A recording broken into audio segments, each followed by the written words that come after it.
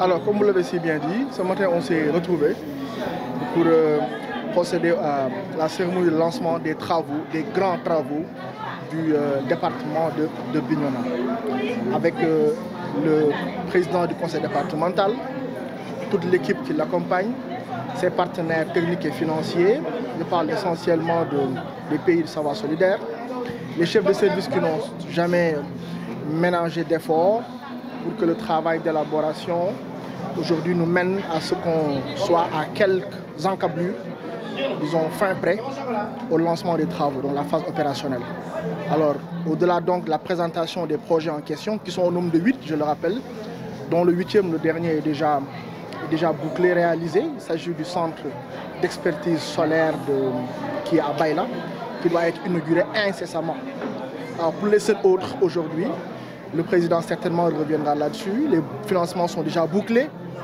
Les marchés ont été conclus et attribués.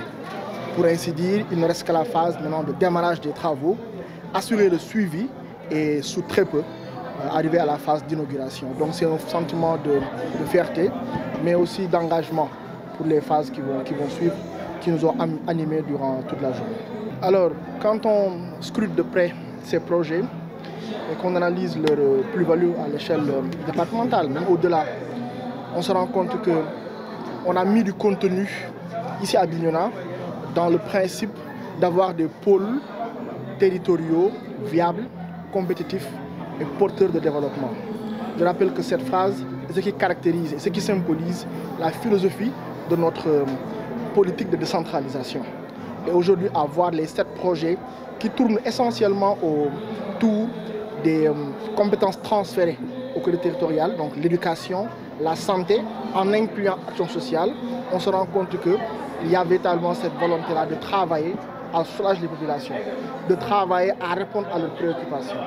Alors c'est l'occasion donc de féliciter le conseil départemental, tous les élus qui siègent à l'organe délibérant et encore les engager à davantage de travail pour qu'on arrive très bientôt. Nous sommes optimistes par rapport à cela, la livraison des travaux dans les délais et avec les normes préétablies.